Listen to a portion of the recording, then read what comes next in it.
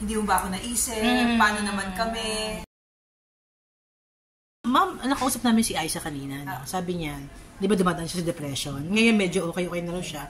And she even admitted na dumating sa point na nag-try siyang muntik ng suicidal tendency.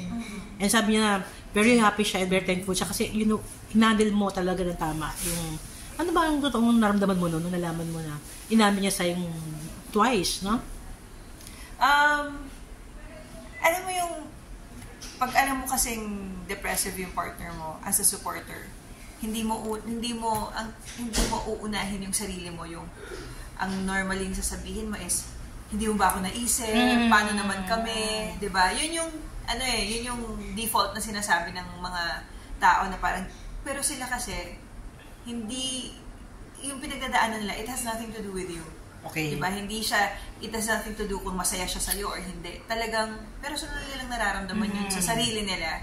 So, ang tanong ko sa kanya is, you know, anong naisip mo noon, anong nag-trigger, ano yung inisip mong gawin, di ba? Anong way? So, nabavalidate yung nararamdaman niya. Hindi yung parang binibilitil mo na drama lang yun. So, parang ang goal namin is ma-process niya bakit niya naisip yun.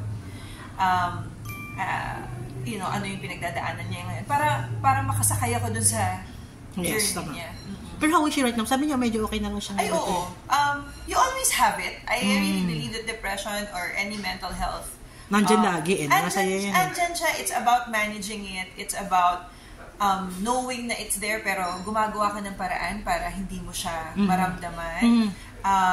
Surrounding yourself with people na talagang nakasuporto sa'yo. And kaya siguro sobrang sipag ko rin talaga na mag-conceptualize ng mga concerts, ng mga activities for him kasi ayun, at least nalilibang na-divert yung isip niya. Iba kasi pag creative siya lagi.